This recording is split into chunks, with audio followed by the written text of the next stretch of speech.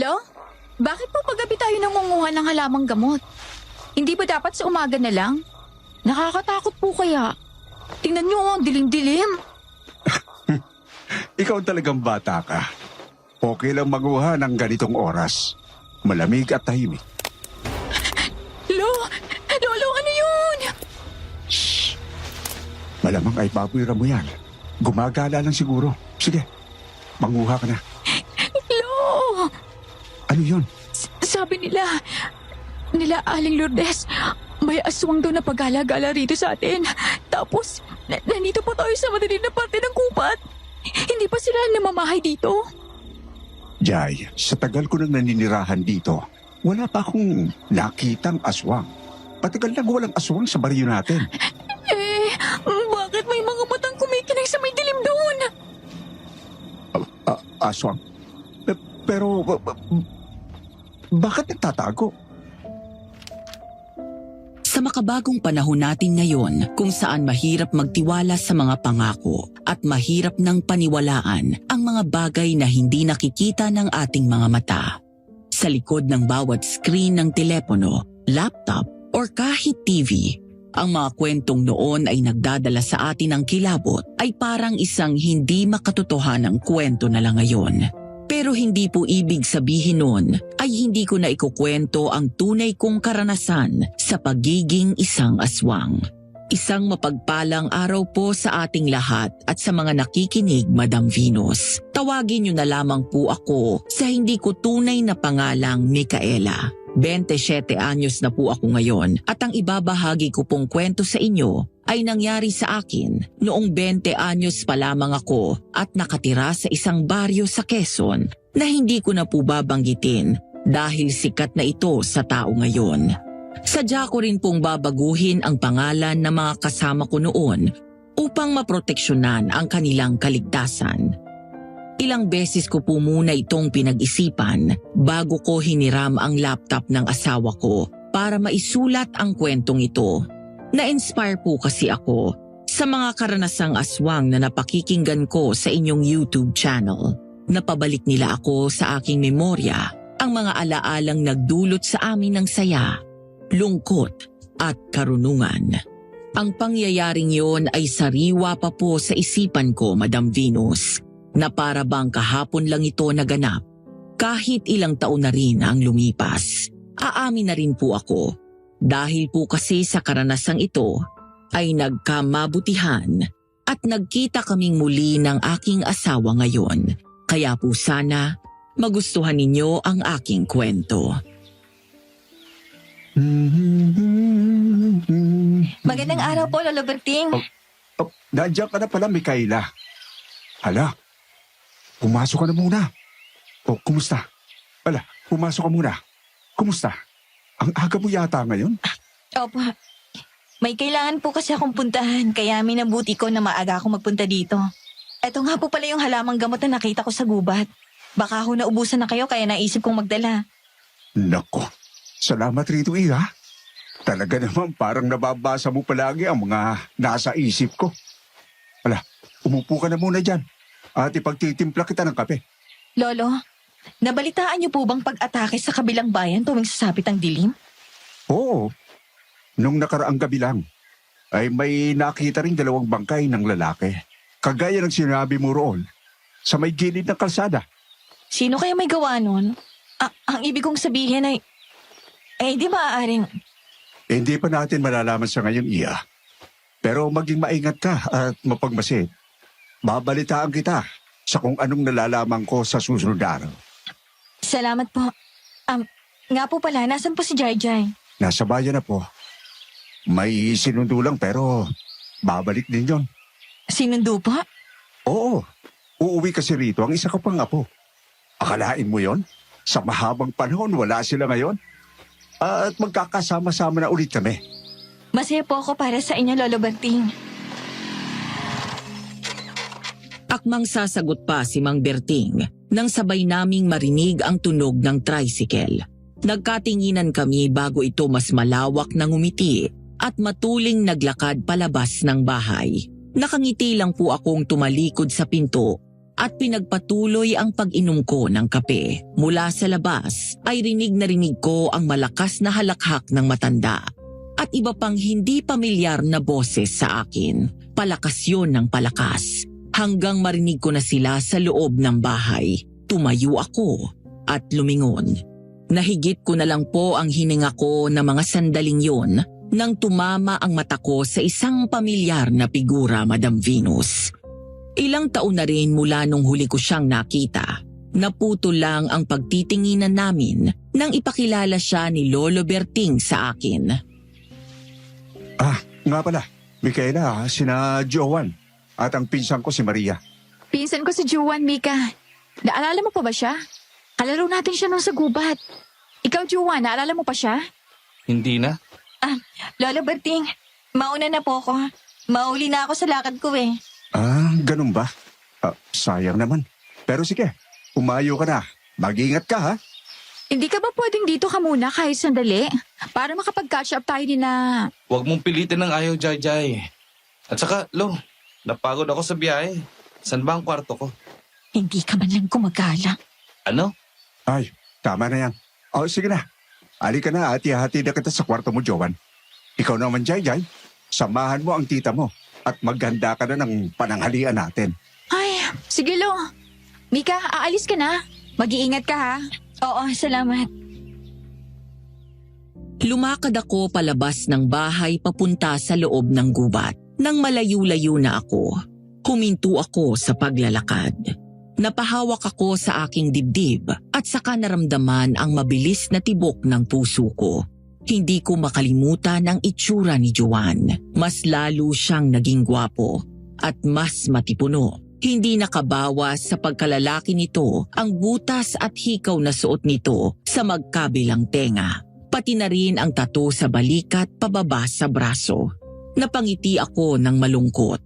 Humawak ako sa kwintas na nakasabit sa leeg ko. Hindi niya ako nakilala. Parang hindi kami naging magkaibigan. Napailing ako, Madam Venus. Sa aming dalawa, ako lang yata ang nakaalala at humawak sa pangakong binitiwan niya sa akin. Mapakla akong tumawa at lumakad ng muli kasabay ng pagbuhos ng mga alaala sa akin.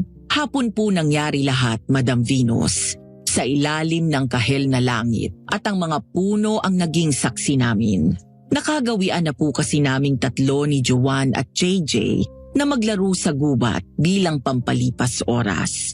Nagtatakbuhan kami habang humahalakhak at dahil palaging walang gustong tumaya kay JJ ay nagalit po ito sa amin at umuwi. Samantalang kami ni Joan ay naiwan doon para maglaro pa.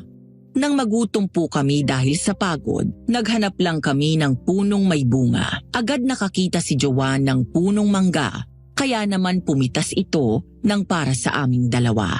Tinakbo naming dalawa ang lawa para makapagpahinga na. Habang naghuhugas ng mangga, ay biglang nagsalita si Joan. Nagpaalam po siya sa akin, Madam Venus. Aalis na raw po sila rito at magmamaynila. Unang beses kong naramdaman ang sobrang lungkot na yon. Parang biglang tumigil sandali ang pagtibok ng puso ko. Pero agad nabawi yon nang maglabas si Joan ng isang kumikinang na singsing. Maluwag pa sa akin yon. Isinuot niya sa akin ang regalo ng kanyang lolo sa kanya. Kasabay po nun ang pangako niyang bumawi sa sakit na una kong naramdaman. Sobrang bilis ng tibok ng puso ko. Habang nangangako po siyang pakakasalan ako, ang inosente niyang muka, ang kumikinang niyang tingin, yon ang huling alaala ko bago sila umalis kinabukasan. Hindi na ako nakapagpaalam sa kanya. Ang tanging tanda lang ng hapon pong yun, sa harap ng lawa, saksi ang kalangitan at mga puno sa pangako niyang pagpapakasal sa akin. Iyon na po yata ang isa sa masasayang alaalang palagi kong dala sa araw-araw, Madam Venus, na nagpapaalala sa akin na kung sino at ano po ako noon. Bumuntong hininga ako. Matagal na yon. Hindi na nga naaalala ni Joan, kaya siguro'y dapat ko na rin itong kalimutan. Pangakong walang laman yon. Pagkalabas ko sa gubat, ay naglakad na ako papunta sa nakahintong tricycle sa gilid ng daan, kung saan nakalagay ang mga ibibenta kong gulay at karning manok. Tinignan ako ng driver at tumango ako. Hudyat na aalis na kami. Umangkas ako sa likuran.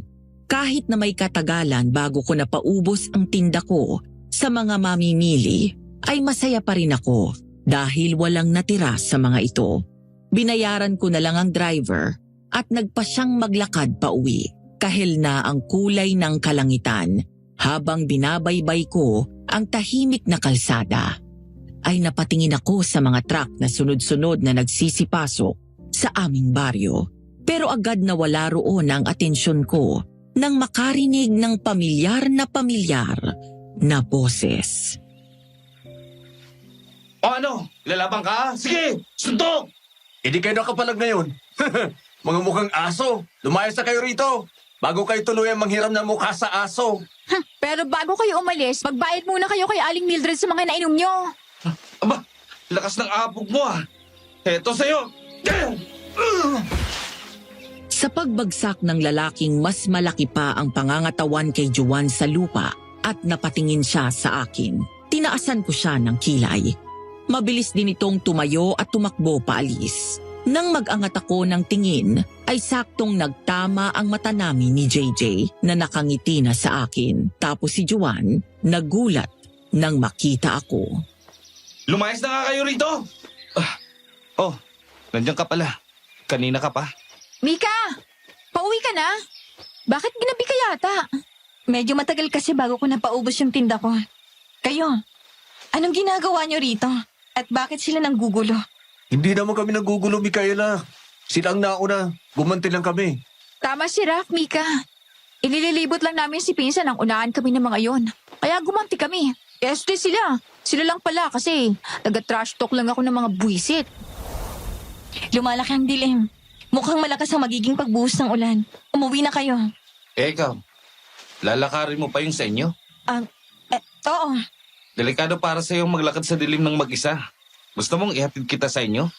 Bastidin mo na. Sira ulo ka. Pagpasensya mo na tong sirap, Mika. Tama ba? Ako nga pala si Joan. Hindi pa tayo nagpapakilala ng maayos sa isa't isa kanina. Wala yun. Sanay naman na ako sa kanya. Ako si Micaela. So, payag ka nang ihatid ka namin pa uwi? Oo. Pero bilisan natin maglakad para hindi rin kayo abutan ng dilim pag-uwi. Sunod-sunod ang naging pagtango ni Juan sa request ko. Gumilid ito at tinuro ang daan sa akin, kaya naglakad na ako. Lihim akong napangiti, Madam Venus. Alam kong mukhang kabaliwan, pero nag-e-enjoy po ako. Agad kong pinalis ang ngiti ko sa labi nang sabayan ako ni Juan sa paglalakad. Araw-araw ka bang dumaraan dito sa gubat? Oo. Ito kasing pinakamabilis na daan mula sa bayan papunta sa amin, maski sa baryo. Hindi ka ba natatakot? Wala ka man lang dalang lampara o kaya kahit flashlight man lang. Sapat na sa akin ang liwanag ng buwan. Pero kapag umuulan naman at walang buwan, nagdadala ako ng kandila. Pero madalang mangyari sa akin yon. Sa gabi kasi nagkukulong na kami sa bahay. Okay. Gano'ng kalayo rito ang bahay niyo? May kalayuan din. Aabuti ng 20 minutos na paglalakad para marating yon. Hindi ka natatakot?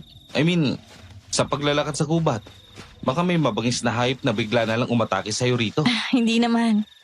Wala kang dapat ikatakot sa mababangis na hayop. Sa aswang, oo. Aswang? Oh, ano ba yung pinag-uusapan nyo? Aswang na. Micaela, huwag mong takutin ang bago kong kaibigan. Wala naman talagang aswang eh. Raf! Huwag mong sabihin, Jai, na naniniwala ka. Hindi totoo ang mga aswang. Gawa-gawa lang siya ng tao. Panakot sa mga batang ayaw umuwi sa gabi. Tahimik kaming dalawa at parang nagpapakiramdaman pa. Samantalang sina JJ ay maingay na nakasunod sa amin. Nang pumasok kami sa gubat ay saka palang nagsalita si Juan. Nagkatinginan kaming dalawa ni JJ dahil sa sinabi ng kaibigan niya. Para kaming nakakapag-usap sa isip ng dalaga, Madam Venus. Tumango kasi ito at hindi na nilabanan pa ang pagtanggi ni Rafael. Anong aswang? At saka, meron pa ba nun ngayon? Like, anong taon na rin, di ba? Walang aswang, pre. Inatakot ka lang ng mga yan. Ay, nako. Bilisan nyo nang ang dalawa sa pagliligawan ninyo at inaantok na ako. Gusto ko nang umuwi. Hoy, hayaan mo sila magkaroon ng quality time, no? Mauna ka na kaya ako, nagmamadali ka. Pwede ba yun? Isinusupport ko nga si paring Jowan. Napangiti ako habang pinapanood silang mag-asaran, Madam Venus. Ngayon lang po kasi ulit ako nakaranas ng ganitong may kaibigan. Simula nang lumipat kami sa bundok, ay iniwasan ko na rin ang ibang tao bukod kina Lolo Berting. Ilang minuto pa kaming naglakad bago narating ang bahay namin. Tuluyan nang naging itim ang langit. Walang kahit anong makikita bukod sa panganinganing kidlat. Huminto ako at hinarap sila ng ilang di pa na lang ang layo ko sa bahay namin. Salamat sa paghatid niya sa akin, Johan. Jai, Rafael. Hindi ko na kayo maayos sa loob ng bahay namin dahil masyado na kayong aabutin ng dilim sa pag-uwi niyo. Hindi ko rin naman gustong pumasok sa loob. Baka mamaya, paglabas ko, pira-piraso na ang katawan ko. Kung ganon, pwede na kayong umalis. Salamat ulit sa paghahatid. Wala nga naman yun. Micaela, sa susunod ulit. Bye-bye, Mika! Alam mo ikaw, Rafi, sarap din pakainin ng lupa yung bunganga mo, no? Napakagrabe. Bakit ba? Ang creepy kaya ng bahay niya. Pre, huwag mong sabihin sa aswang hindi ka takot. Pero sa walang ilaw na bahay, oo. Pre, sa aswang ako ang hindi naniniwala. Sa killer, oo. Napailing na lang ako nang marinig pa ang pag-aaway nilang tatlo. Saka pa lamang ako tumalikod nang hindi ko na sila makita. Pumasok ako sa loob ng bahay namin. Sa totoo lang, ay wala naman akong ibang kasama rito. Lumipat ng ibang bahay sa ibang parte ng bundok ang mga magulang ko para maprotektahan ako kung sakaling may sumugod sa kanila. Sinindihan ko ang kandilang ginagamit ko palagi at nag-umpisa na akong gawin ang hapunan ko. Sa kabilang banda, Madam Venus, habang nasa bahay ako, ay may kinuwento sa akin si Jowan na nangyari sa kanila noong pauwi na raw sila pagkagaling sa amin. Inabutan na raw po sila ng ulan sa gubat pa lang, kaya nagtakbuhan na sila. Nako, bilisan na natin. Mas lumalakas ang hangin. Ay, naku, ang tatalim ng kidlat! Hindi ba tayo pwedeng sumilong muna? Wala tayong sisilungan dito. Kaya mas mabuti pang takbuhin na lang natin. Dapat pala, hindi na natin hinatid si Micaela pa uwi dahil inabutan pa tayo ng ulan. Hindi ko naman sinabing sumama kayo eh. Ngayon ka pa nagreklamo kung kailan pa tayo pa uwi na. Tayo na! Mas lumalakas ang hangin at ulan! Tara! Malapit na rito yung sa amin. Mauuna na ako sa inyong dalawa, ha? Sige tol, ingat! Huwag kang tanga! Baka madapa ka pa! Mga siraulo. Sige, ingat kayo. Huminto muna tayo dun sa may malaking puno, Jai. Magpahinga muna tayo. Nanginginig na ako eh. Ako nga din eh. Tara na! Doon muna tayo. Sinabi sa akin ni Jowan na noong gabing yon pagkaalis ni Rafael ay sumilong muna sila sa may malaking puno sa gitna ng gubat pauwi sa kanila. Yakap-yakap daw ni JJ ang sarili niya habang nanginginig ang mga labi sa tabi. Samantalang siya ay nakamasid lang sa pagbagsak ng ulan sa lupa. Mas lumakas pa nga raw po ang pag-ihip ng hangin. Parang may nakatingin din daw sa kanila noon. Kaya hindi niya magawang mapalagay. Wala silang dalang ilaw. Kaya purong dilim lang ang nakikita nila. Pero doon sa may gilid, kung saan mas nakapangingilabot ang dilim, kitang-kita ni Jowan ang pagkinang ng isang pares ng mga mata. Nanlaki ang mga mata nito. Hoy! Ano bang tinitingnan mo dyan? Nanuno ka pa?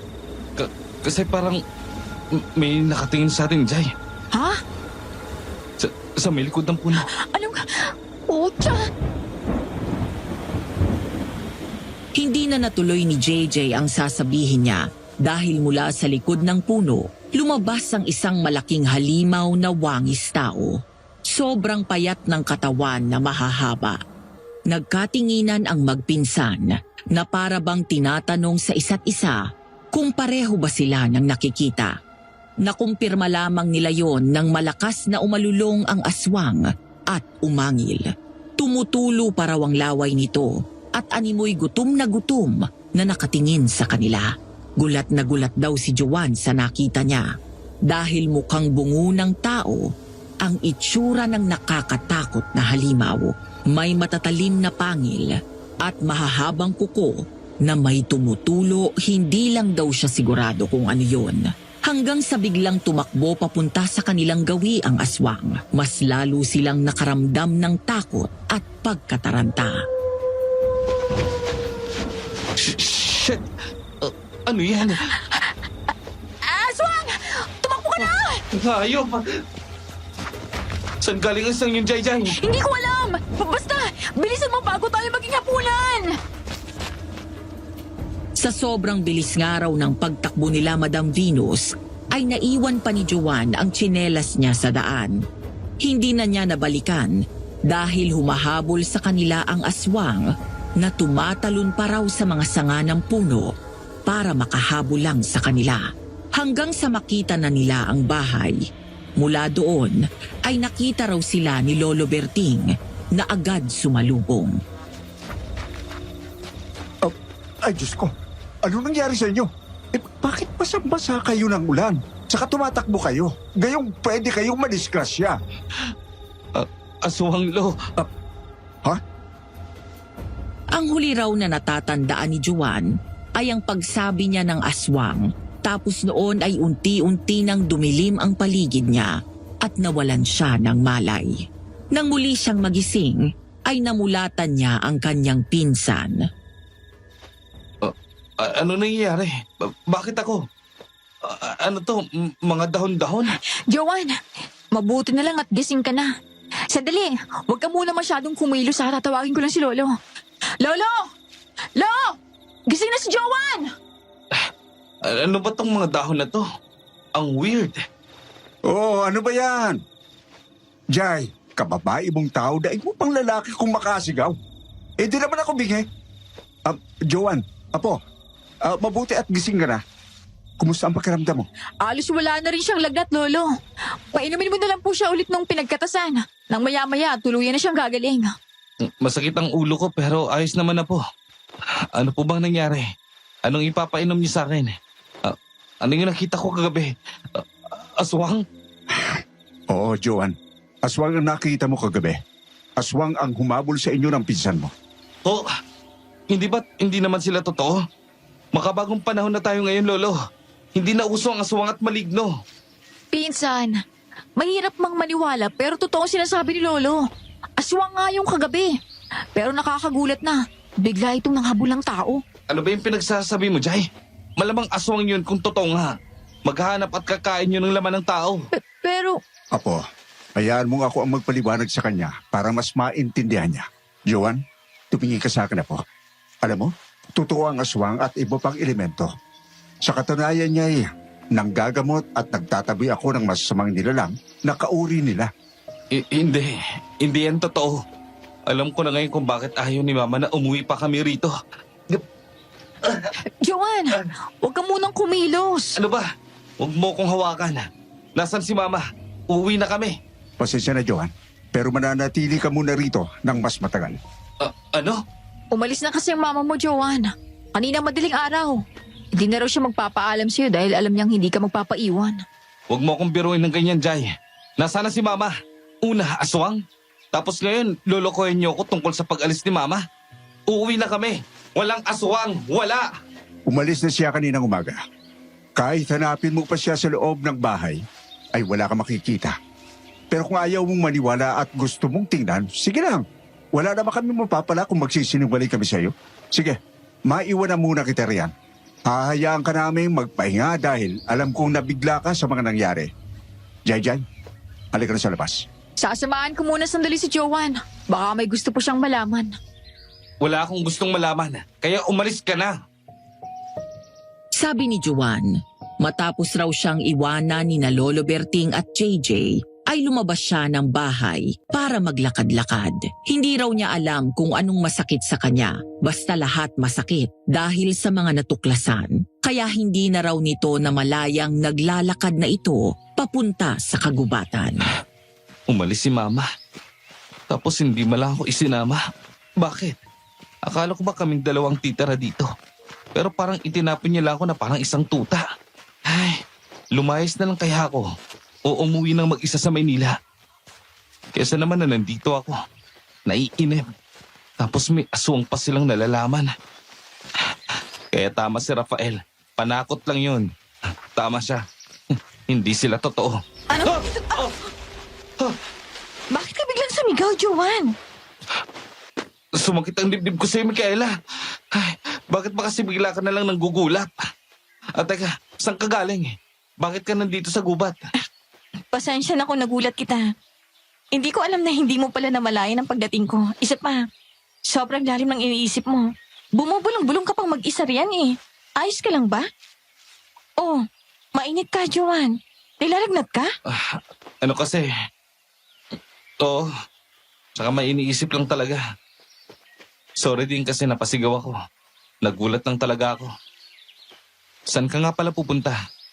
Ang dami mong dala. Ibibigay ko lang itong sobrang ani ko ngayong linggo sa matatanda sa baryo. Para may supply sila ng pagkain kahit papano. Akin na. Tutulungan na kita magbuhat yung bayong. Oh, mabigat to ah. Tapos nakaya mo lang. Ang lakas mo naman. Siyempre, kailangan eh. Salamat. Pero bakit ka namimigay? Pwede mo pa naman tong ibenta. Pera din to. Gusto mo tulungan na kita sa pagbenta? Para mapagawa na rin natin yung kuryente sa bahay nyo. Ayos na sa akin ang kinikita ko sa unang pag-ani ko, Joanne. Yung nakaraang linggo, nabawi ko ng puhunan at ang tinubo ng mga tininda ko sa bayan. Kaya yung mga sobra, pagbabalik ko na lang sa biyayang nakukuha ko. Isa pa, ayos lang naman sa akin ang walang ilaw. Nakakatulong pa ako sa pag-save kay Mother Nature, sabi nga ni Jai Jai. Nagpapaniwala ka sa isang yun. Joanne, kung hindi mo mamasamain, anong iniisip mo kanina? Sobrang lalim kasi. Ang lungkot mo pa. May nangyari ba kagabi pagkahatid mo sa akin? Napagalitan ba kayo dahil nabasa kayo ng ulan kagabi? Gusto mo kausapin ko sila para ipaliwanag ang... Hindi, Micaela. Ayos lang. Hindi ako napagalitan. O ang isa sa amin kagabi. Bakit? Kagabi kasi, pagkagaling namin sa inyo, may humabol sa amin ni Micaela. Hindi ko alam kung anong totoo, kung anong paniniwalaan ko. Yung nakita namin kagabi. Hindi ko. Bakit? Ano bang nakita mo? Aswang. Aswang daw nakita ko. Aswang na humabol sa amin kagabi ni Jai Jai. Pero hindi naman sila totoo, di ba? Sinabi ni Lolo sa akin kanina na totoo raw sila. Pero hindi. Walang aswang, Micaela. Huminto muna tayo maglakad, Juan. Gusto ko mang itanggi pero hindi pwede. Totoo ang aswang. May aswang sa baryong to. Pero hindi siya kumakain ng tao. Alam ko yon. Kaya hindi ko alam kung bakit niya kayo hahabulin. Nya? Bakit parang kilala mo yung aswang, Mika? May dapat ba akong malaman? Wala. Alam ng lahat sa baryo na may aswang, Juan. Nakikita nila ito minsang nagagala. Pero wala namang namamatay sa mga kabaryo namin dahil sa kagagawa ng aswang. Yun nga ang hindi ko alam, Mika. Yung nakita pa naming aswang kagabi. Halos gusto kaming lapain eh. Gusto yata kaming gawing hapunan. Huwag kang mag-alala, Juan. Aalamin ko kung sino yung aswang. Poprotektahan ka rin namin ni na Lolo Berting at ni Jai Jai. Alam mo kung ano si Lolo? Kilala kaya rito sa baryang lolo mo bilang isang mahusay na albularyo. Sa kanya ako natuto ng mga dapat kong matutunan. Lalo na sa paggawa ng mga gamot. Talaga? Oo. Sabay kami nag-aaral ni Jai Jai. Kaya nga mas naging mas malapit kami. Kahit anong umalis ka dati. Naalala mo ko? Sinabi mong kahit umalis ako, ibig sabihin, natatandaan mo ko? Teka, sandali, Mika. Ano ba tong bayong na to? Ang bigat. Hintayin mo ako. Napakagat ako sa labi ko dahil sa kadaldalan ko. Hindi ko na yata siya kayang tignan, Madam Venus. Nakakahiya po. Baka sabihin niyang iniisnab ko siya kahit na naalala ko pala ang sa amin noon. Napayuko ako at pinaglaruan ang mga daliri ko bago huminto. Nakita ko naman sa ilalim ang paa nito. Tanda na nasa harapan ko na siya. Humawak si Joanne sa braso ko, kaya ako nag-angat ng tingin, Madam Venus. Nagtama ang paningin namin, pero agad ding nag-iwas ako ng tingin. Hiyang-hiya po ako ng mga panahong yon, Madam Venus. Sobrang nag-init ang mga pisngi ko at naghuhurmentado na rin ang pagtibok ng puso ko. Lalo na po noong iniangat ni Joanne ang mukha ko. Naalala mo ko, Mika? Oo, naaalala kita. Kahit ilang taon naman ang lumipas, maaalala kita. Ikaw, naaalala mo ba ako? Ikaw Pero ayos lang yun. Namumukhaan din naman kita nung dumating kami rito pero hindi ko nagawang magtanong kasi nahihiya ako eh. Baka hindi mo na ako naaalala at ayoko mag-assume.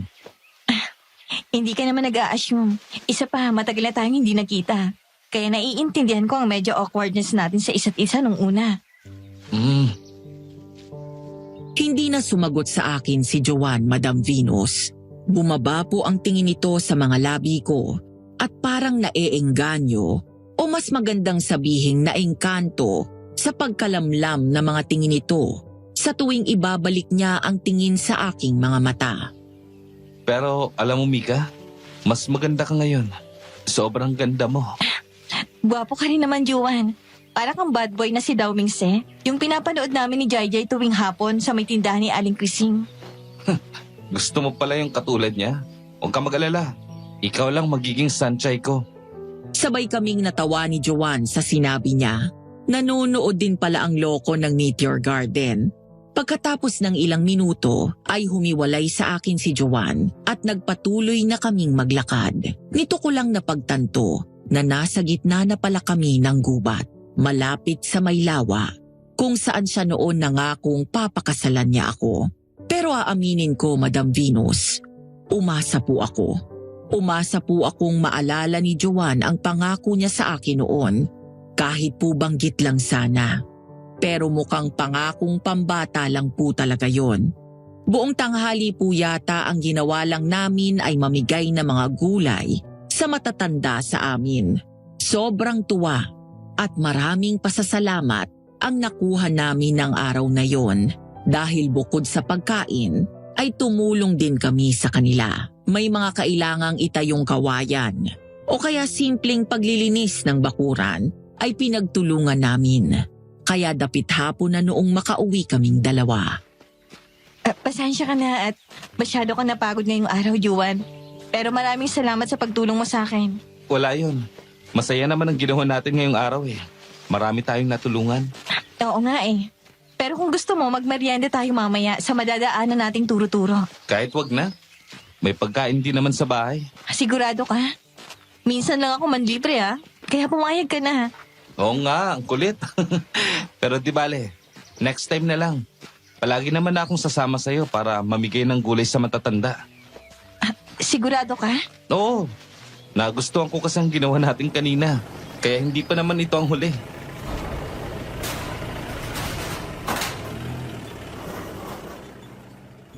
Napatingin kami ni Joanne sa pinanggalingan ng ingay na yon.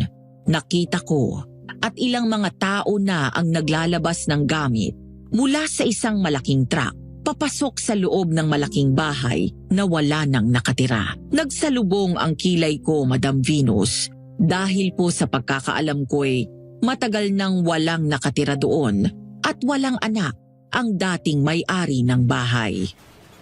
Naks, ang yaman ng may-ari niyan. Ang laki. Siguro, Joanne.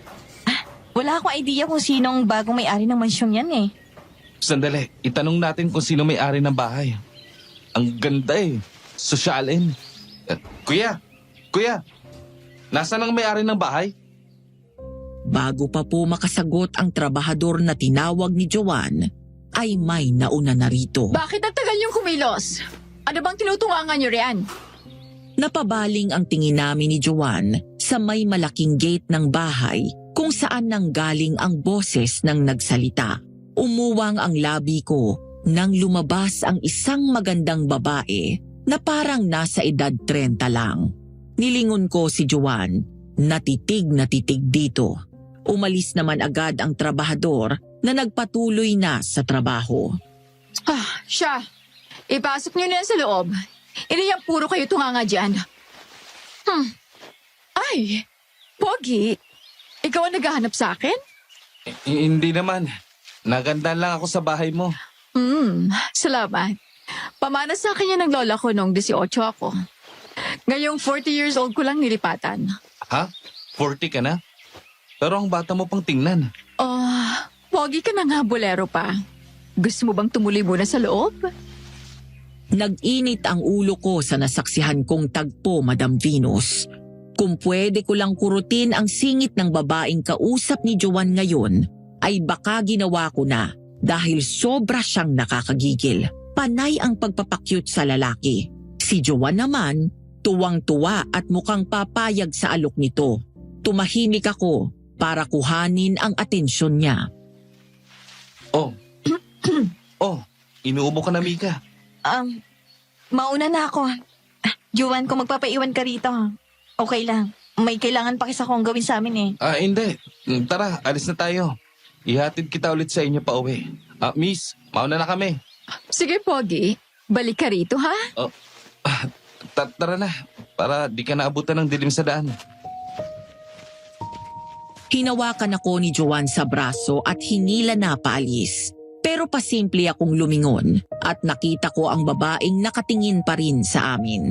Seryoso na ang mukha nito at animoy walang buhay ang mga mata.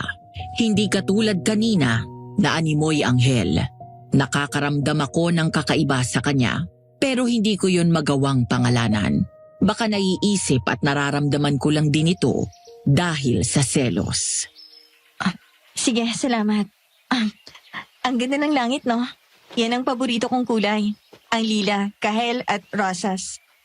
Oo, maganda nga. Bakit sa akin ka nakatingin? Ha? Hindi Nakatingin ako sa langit. Ayun nga eroplano. Balang araw, makakasakay din ako dyan. Ako ang magpipiloto. Sana matupad mo yon, Juan. Matupad mo sana ang lahat ng pangarap mo. Bakit naman ganyan ka magsalita? Hindi ka ba magkokolehiyo? At saka, wala ka bang balak umalis dito sa baryo ninyo? Alam mo, mas malawak ang mundo paglabas mo rito. Mas maraming magagandang tanawin na makikita ka sa Maynila. Hindi na kasi ako makakaalis dito, Juan. Nakatali na ako sa baryong to habang buhay. Bakit? Anong ibig mong sabihin? Bago pa po matuloy ni Joanne ang sasabihin niya, ay bigla kaming napatigil sa isang malakas na sigaw galing sa loob ng gubat. Sabay kaming napatingin doon bago nagkatinginan sa isa't isa. Walang salita ay mabilis akong tumakbo at sinundan ang sigaw ng paghingi ng saklolo. Nang makarating ako sa pinagmumula ng sigaw, ay nanlaki ang mga mata ko sa nadatnan. Isa pong malaking asong itim, kinakain ang lamang loob ng lalaking nakahandusay at wala ng buhay sa lupa. Mabilis akong nagtago sa isang malaking puno. Tinatambol ng malakas ang dibdib ko dahil alam ko kung ano yon. Nasa pinakamadilim kaming parte ng gubat. Isa ito sa hindi napapasok ng tao dahil walang liwanag ang nakakapasok. Dahil sa malalaking dahong tumatakip sa kalangitan. Mabilis na nakahabol sa akin si Joanne, hinihingal, nanlaki ang mata nito at kitang-kita nito ang ginagawa ng aswang sa pobreng lalaki. Mabilis ko siyang hinila sa tabi ko. Pucha! Ano yun? Huwag kang maingay, Juan. Ano yun, Mika? Aso? Hindi yun aso. Aswang ang isang yun, kaya please, huwag ka muna magsalita. Baka marinig niya tayo at makita. Umalis na tayo rito. Hindi muna, Juan. Kailangan mo na siyang umalis. Natigilan po ako ng mga sandaling yon, Madam Venus, dahil naramdaman ko ang biglang pagbabago sa kilos ng aswang na kumakain sa likuran namin. Sumilip ako sa puno. Nanigas ang katawan ko nang makitang nakadiretso na ng tayo ang aso at umaamoy-amoy sa paligid. Mariin kong kinuyom ang kamao ko. Naaamoy na kami. Lalong-lalo na si Joanne na nanginginig sa tabi ko. Nakatulala ito ng tignan ko at mukhang hindi pa talaga pumapasok sa isip niya ang nangyayari sa amin ngayon. Napaatras ako nang biglang marahas na bumaling ng tingin ang malaking aso sa gawi ko. Mabilis ang naging kilos ko. Kumuha ako ng isang matulis na bato sa lupa at sinugatan ang sarili ko. Ipinatak ko ang dugo ko sa bato at tinapon sa malayo para mangibabaw yun sa paligid. Mukhang nagawa ko namang lansihin ang aswang dahil napabalik ang tingin nito sa direksyon na kinabagsakan ng bato. Pagkatapos ay tumakbo ito palayo roon. Nang masigurado kong wala na po siya, ay lumabas na ako sa pinagtataguan ko at lumakad palapit sa bangkay. Napaseryoso ako at naramdaman ko ang paninigas ng katawan ni Juan sa tabi ko. Lumuhod ako para inspeksyonin ang bangkay. Tatawag tayo ng pulis. Micaela, huwag mo nang tingnan. Tingnan mo, Juan. Hindi ba't katulad ng tatak ng damit niya? Yung mga trabahanteng nakita natin sa malaking bahay? Oo nga no, napansin mo pa yun. Pero tumayo ka nga riyan. Halika na, umalis na tayo. Baka mamaya may makikita pa sa atin dito. Kaya bumalik pa yung malaking aso na yun. Sandali lang, Juan. Titingnan ko lang kung may pulso pa siya. Nagulat po ako nang hilahin ako patayo ni Joanne at mabilis niyakap. Hinawakan niya pa ang bato ko para maisiksik ako sa dibdib niya.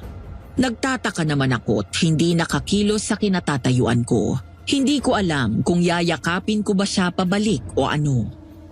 O huwag ka mag-alala. Poprotektahan kita. Salamat, Juan. Tayo na. Masyadong madilim sa parteng ito. At mas lamang ang aswang rito. Tara. Madali kaming lumakad palabas ng gubat na may kahalong pag-iingat, Madam Venus. Panaylingon ko nga po sa paligid dahil sa pag-aalalang nakasunod sa amin ang aswang. Saka lamang ako nakahinga ng maluwag. Nang makalabas kami ng gubat, naligtas kong naiuwi si Juan. Nagulat pa nga si Lolo Berting at JJ nang makita kaming magkasama.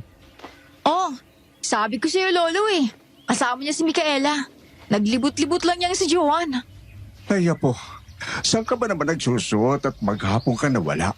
Hindi ka pa naman magaling ha. Pero kung makagala ka, para kang nakainom ng energy drink. Hindi ka rin nagpaalam. Tinulungan ko po kasi si Micaela. Lolo, sorry po kanina ha. Kung nagalit ako sa inyo ni Jayjay. Tapos kanina sa gubat, nung pauwi na kami, may nakita kaming lalaking patay na at... Aswang? Walang ano man yun, Apo. Saan nyo nakita ang katawan? Lo, kailangan po nating mag-usap. Tungkol saan?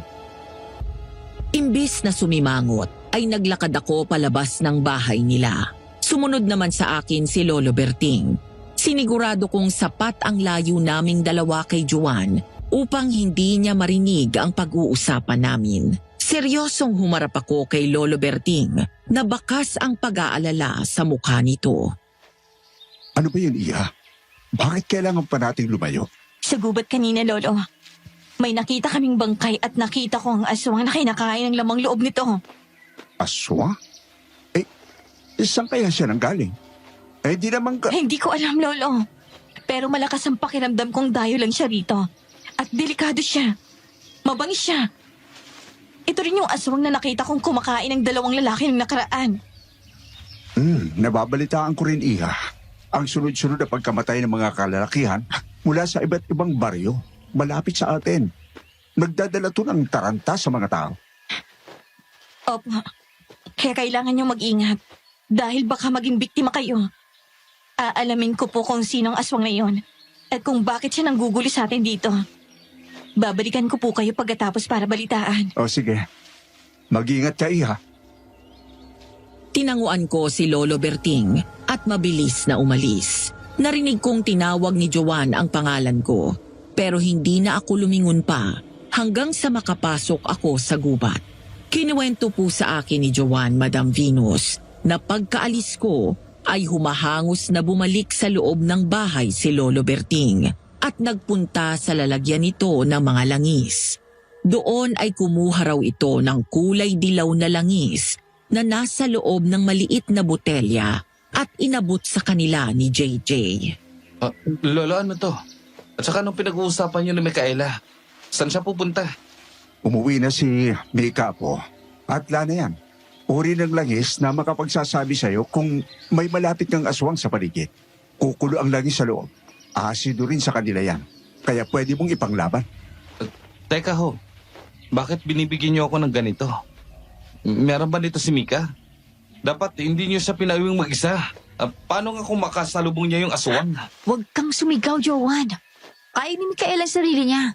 Kabisado niya ang gubat kaya huwag kang mag-alala. Isuot mo na lang yung kwintas. Sabihin mo, Joan, saan nyo nakita ni Mikael ang bangkay? Sa gitna ng gubat, lo. Yung hindi pinapasukan ng liwanag. Kitang-kita ko po yung kanibal na aso. Kinakain niya yung laman ng tao. Sobrang warak ng bituka. Shit! Nakalimutan kong dumaan sa barangay hall para maipagbigay alam sa otoridad ang nakita namin. Huwag kang mag-alala, Joan. Kami na ni Jai ang bahala ron. Maiwan ka na rito at magpahinga. Oo nga. Kumain ka muna riyan. Wala ka pang kain simula kaninang umaga.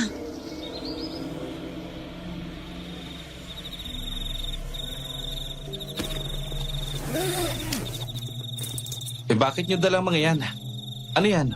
Buntot pagi? Pagkatapos namin magpunta sa barangay hall, diretso na naman sa pagroronda. Kailangan masigurado na hindi na makakapambiktima ang aswang na yon. Magandang panlaban sa aswang ang buntot pagi. Bawang at asin kaya kami magdadala. Sasama ako, lo. Gusto kong makatulong sa inyo. Delikado, pinsan. Dumito ka na. Hindi. Bukas na ang mga mata ko sa ganitong bagay. Hindi niyo pwedeng itago to sa akin. At gawin akong bata na walang maintindihan. Joan, kapag pinasok mo to, hindi ka na pwedeng tumalikod ulit. Habang buhay mo na rin dadalhin ang mga malalaman mo dito. Tanggap ko po. Nasabi rin po pala sa akin ni Micaela na tinuturuan niyo sila ni Jai sa panggagamot. Gusto ko rin pong matuto. Isalin niyo po ako sa kanila. Ayun! Umayag ka na, Lo. Sige. Kapag natapos natin ang suliranin sa aswang na gumagala at pumapatay ngayon, ay saka ko na kayo tuturo ang tatlo. Sabi ni Joan, sapat na ang narinig niyang pagsang-ayon ni Lolo Berting na turuan sila.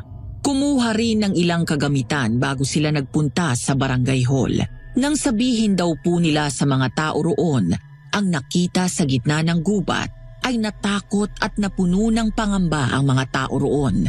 Dali-dali raw pong tumawag ng pulis ang mga ito at sinamahan naman nilang dalhin sa lugar ng pinangyarihan ng krimen. Kaya naman ang tahimik na gubat ay nabulabog ng maingay na sirena ng pulis at kulay pula at asul na liwanag. Napatingin ako kay Lolo Berting na nasa gilid. Nakapikit ito at animoy nagdadasal. Napasandal ako sa katawan ng puno. Ayos ka lang. Oo, medyo naninibago lang. Anong ginagawa ni Lolo Ron?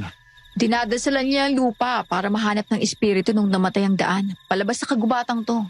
Para hindi siya habang buhay na makulong dito at maging masamang elemento.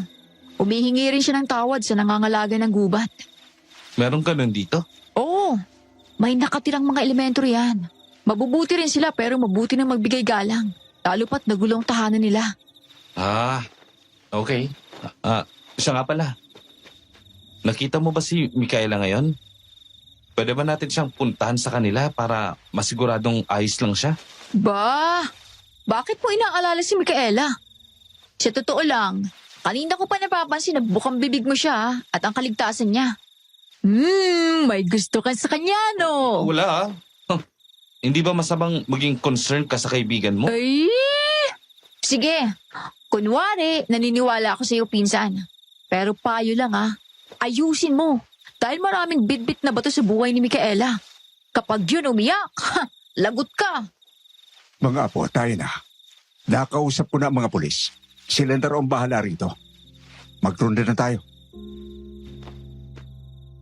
Ang tagpong aalis sila sa crime scene ang naabutan ko, Madam Venus. Nakatago lang po ako sa dilim, sa parte na hindi basta-basta makikita ng isang mata ng tao. Nag-umpisa silang maglakad at sumunod ako ng dahan-dahan sa kanila. Sa buong bari ba tayo rorondalo? Hindi naman. Sa ilang kabahayan lang at sa gubat. Hindi naman kasi nagpupunta sa masyadong mataong lugar ang aswang . Mas gusto nila yung malayo sa tao at madaling madagit ang bibigtamihin nila. Hindi po ba kayo natatakot, Lo? Delikado tong ginagawa natin. At baka mapatay pa tayo sa ganito. Hindi na, Joan.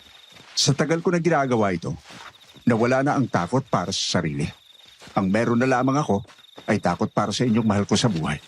Inaral niyo po talaga ang pagiging albularyo. Nasa lahi na kasi natin yan, Tol. Ang tatay ni Lolo, albularyo rin. Ganon din ang tatay ng tatay ni Lolo. Kumbaga, pasa-pasa na siya sa bawat henerasyon. Ako ang unang magiging babaeng albularyo sa lahi natin. Oo, bagay naman sa'yo. Magtigil na nga kayong dalawa. Mamaya niyan, mauwi pa yan sa asaran.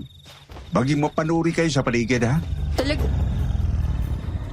Biglang natigilan silang tatlo, kaya napatingin ako sa kanila. Ganun na lang ang gulat ko nang makita ang malaking aso na kumakain na naman ng isang tao. Sa kasamaang palad, mukhang patay na ito dahil wala na akong naririnig na tibok ng pulso mula rito. Biglang tinambol ng kaba ang dibdib ko nang mag-angat ng tingin ang aswang. Dumako yun kina Lolo Berting na ngayon ay nakaharang ang katawan sa mga apo. Bahagyang lumayo ang aso sa kinakain niyang laman at nakakatakot na tunog mula rito. Tumatayo ang balahibo ko sa katawan. Diretsyong nakatingin ang aswang kina Joan. Dahil nasa likod lang nila ako, ay kitang-kita ko ang pagbabagong anyo nito. Mula sa pagiging isang aso, ay naging isa itong matangkad na parang kalansay sa sobrang payat ng katawan. Nanlilisik ang pula nitong mata. Nawala ang atensyon ko sa aswang Madam Venus nang bigla pong sumigaw ng malakas si JJ na sinabayan pa ng malakas na hagulgol. Rafael! Rafael! Rav! Hayop kang asumang ka! Bakit mo ginanyan ang kaibigan ko? Hapunan! Lumayo ka sa aming halimaw ka! Idadagdag ko kayo sa magiging alipin ko! Bakit ganyan ang boses niya, Lolo? Parang demonyo. Tumakbo na kayo, Joan. Kapag sinabi kong takbo, tumakbo kayo. Ako na ang bahala rito. Hindi siya normal na aswang. Lolo, pero di ka namin iiwan. Si Rafi! Lolo! Walang may iwan. Lalabanan natin siya. Hinanda ni Lolo Berting ang buntot paging hawak niya pagkatapos ay umaktong aatake. Nang mabilis pa sa kisap matang nakalapit ang aswang sa kanila at akmang kakalmutin si Joan na humarang sa harapan, agad akong lumabas sa pinagtataguan ko. Umalulong ako ng malakas, kaya napatingin sila sa akin. Sinugod ko ang aswang at hinila palayo sa mga importante sa akin. Gumanti ito at kinalmot ako. Bumaon ang kuko nito sa aking braso. Inipon ko ang lakas ko at humarap sa aswang. Hindi hamak na mas maliit ako sa kanya. Pero bata naman ako kaya alam kong may lamang ako sa kanya. Mabilis kong binalikan sina Lolo Berting na tumango sa akin. Samantalang si Joan ay nakatitig lang. Bakit mo pinoprotektahan ng mga mahihirang nilalang na yan? Nakakahiya ka! Walang nakakahiya sa ginagawa ko! Ang dapat mahiya ay ikaw! Dahil kailangan mo pang pumatay ng mga inosenteng tao para lang mabuhay! Malamang! Aswang tayo! Yun ang kailangan nating gawin! Yun ang nakatadhana sa atin! Hindi ko to tadhana! Hindi ko to ginusto! Pero wala ka na masasaktan pang iba! Ulam mo ang gagawin kong ehemplo sa ibang aswang na huwag susuway sa kagawian ng mga aswang. Napalunok ako sa isip ko. Hindi ko alam kung nakikilala ba niya ako o hindi. Pero ang mahalaga po sa akin, Madam Venus, ay maligtas siya. Sumunod po noon ang galit na alulong ng aswang bago sumugod sa akin. Sinugod ko rin po siya at naglaban kami, Madam Venus. Pumaimbabaw ako sa kanya at nagawa kong bigyan siya ng malalalim na kalmot. Sinubukan niyang takpan ang mukha niya gamit ang braso niya. Pero ang ginawa ko ay kinagat ko ito na malakas niyang ikinaungol. Nakakuha ng pagkakataon ang masamang aswang, Madam Venus, nang hindi ko napansin ay nakaabot ito ng isang matulis na bato at isinaksak sa aking tiyan gamit ang kanyang kaliwang kamay. Napaatras ako sa gulat, lalo na nang ibaon at ipaikot niya ang bato sa tiyan ko. Malakas akong napaigik. Bumagsak ako sa lupa. Hinihingal at naguguluhan. Hindi ko alam ang gagawin ko, Madam Venus. Naging alas niya po sa akin yon dahil nagawa niyang mapagpalit ang pwesto namin. Ako na ngayon ang kinubabawan niya. Nakakatakot siyang umisi sa akin at inangat sa ere ang matalim na bato. Mariin akong napapikit. Handa na sana ako sa katapusan ko nang biglang uminda ng sakit ang aswang. Nang magmulat ang mata ko, nakita ko si Joanne na hawak ang buntot pagi. Nagtataas baba ang dibdib nito. Galit na tumingin ang aswang sa binata at akmang susugurin nang hawakan ko ang mga paa nito. Kumilos naman sina Lolo Berting at JJ. Pinalibutan nila ng asin ang aswang para hindi ito makaalis. Pero bago pa nila mabuo ang bilog, ay marahas na itong kumawala sa akin at lumayo. Nagliliyab sa galit ang mga mata nitong nakabaling sa aming dalawa ni Joanne. Magsisisihan yung ginawa niyong to sa akin! Magsisisi kayo! Nanghihina na po ang buong katawan ko, Madam Venus. Gustuhin ko mang tumayo at tumakbo bago ako magpalit ng anyo ay hindi ko magawa. Dahil sa pagod at dugong umaagos palabas ng katawan ko. Nanghihina akong bumagsak sa lupa. Medyo nahihilo na rin ako. Pero narinig ko pa rin ang isang pagsinghap ng magkatawang tao ako. Lumuhod po sa harapan ko si Lolo Berting at pinunit ang damit niya. Saka pinantakip yun sa sugat ko. Hindi ko na nagawang mahiya kahit kitang-kita nila ang nakalantad kong kahubaran. Sa tuwing magbabagong anyo kasi ako, ay kailangang walang damit dahil nasisira lamang yon. Kaya wala rin akong saplot kung babalik sa pagiging tao. JJ, dinan mo rito para mapigil ang pagdurugo. Joanne, anong tinatayo mo riyan, apo? Tulungan mo akong buhati si Micaela.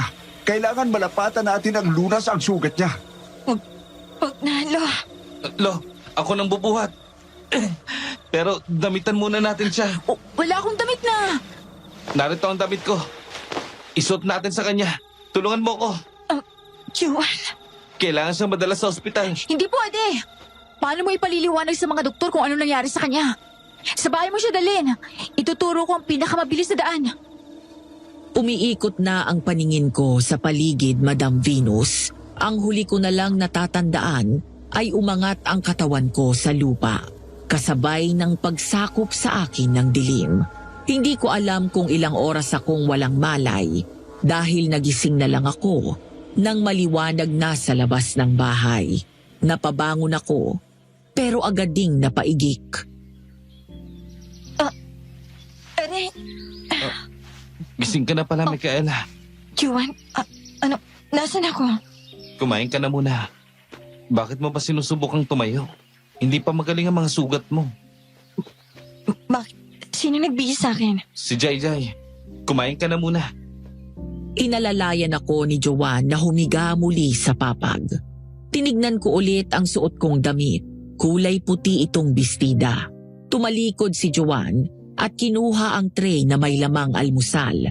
Nagsalubong ang kilay ko nang makita ang iba't ibang lamang loob ng manok na nakaihaw.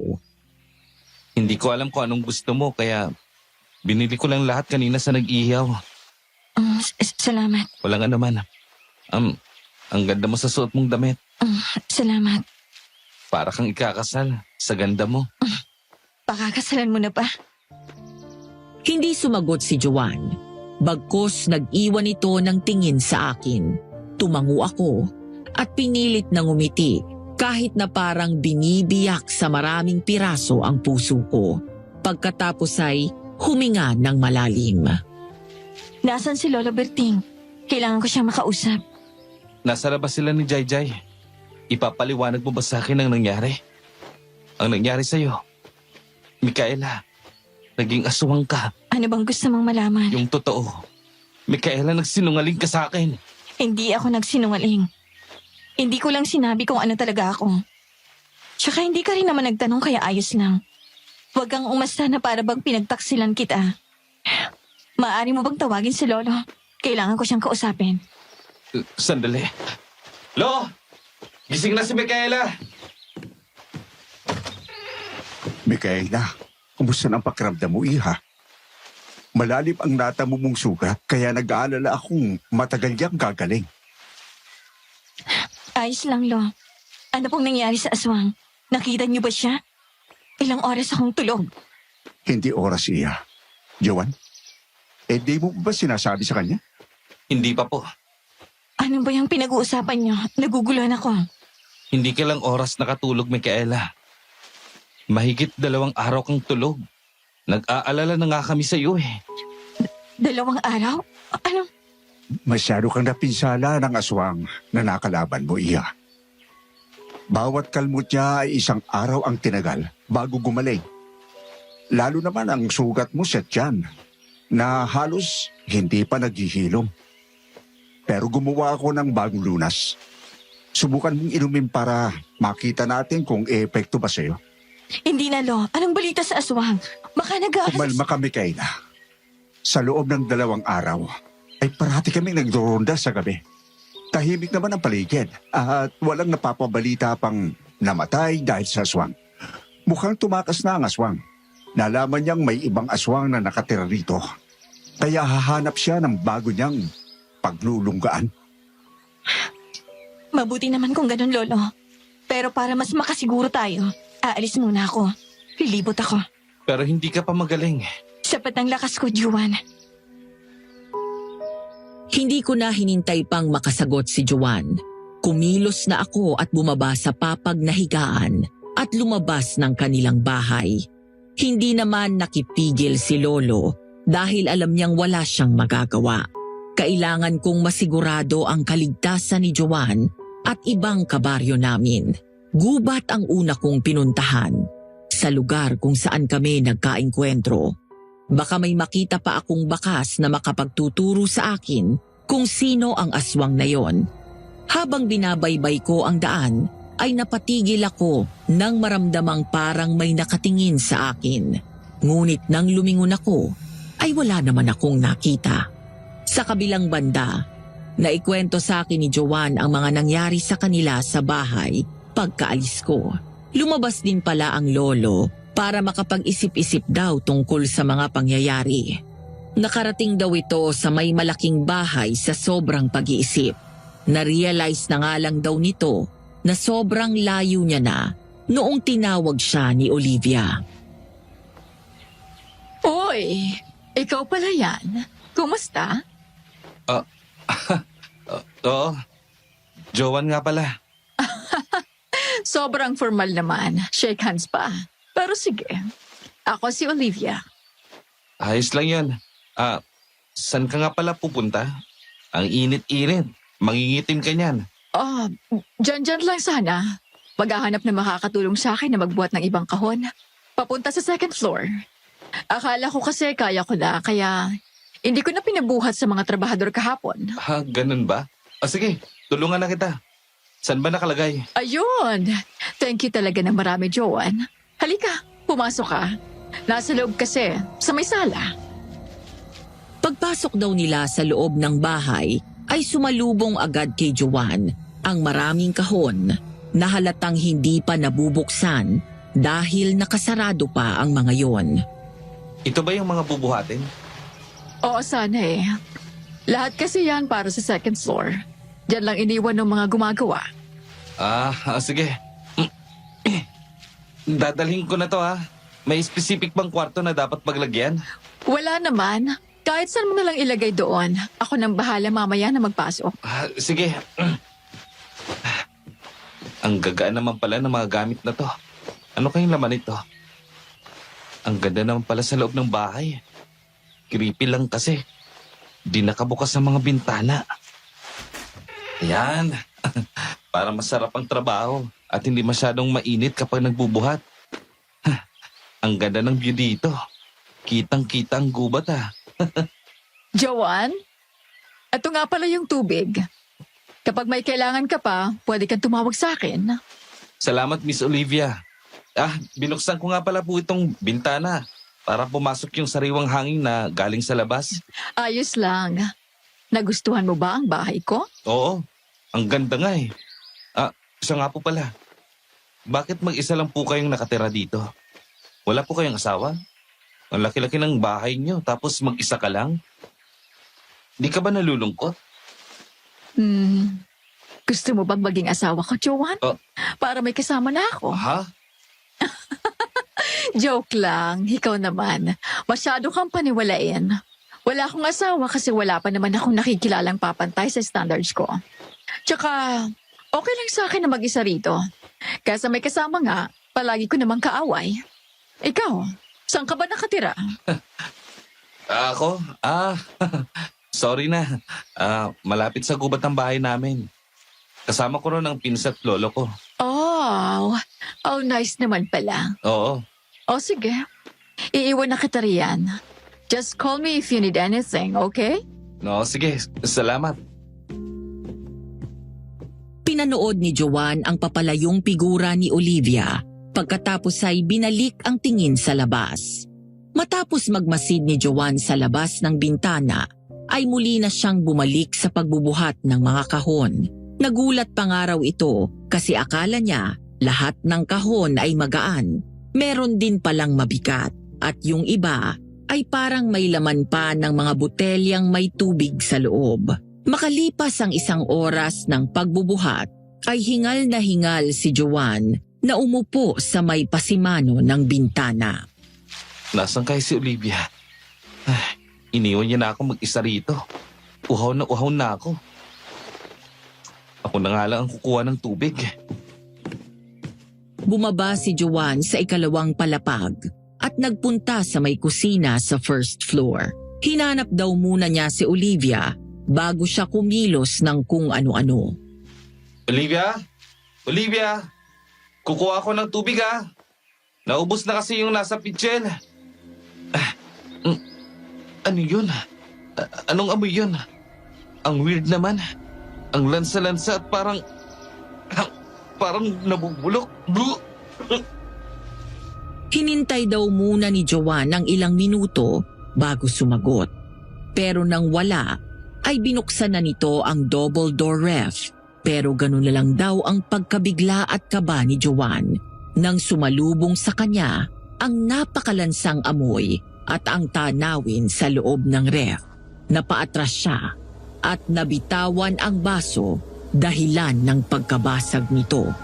Nanlaki ang mata ni Joanne. Kitang-kita kasi nito ang iba't ibang klase ng bote na may laman ng lamang loob ng tao. Napaatras siya ulit. Anong ibig sabihin nito? Siya ba? Siya ba ang aswang? Si Olivia? Hintay mo na lang sana ako, Joanne. Olivia! Aswang! Hindi mo dapat nakita yan. Ang huli raw natatandaan ni Joanne noon bago siya lamunin ng dilim ay ang pagtama ng kung anong matigas na bagay sa kanyang batok.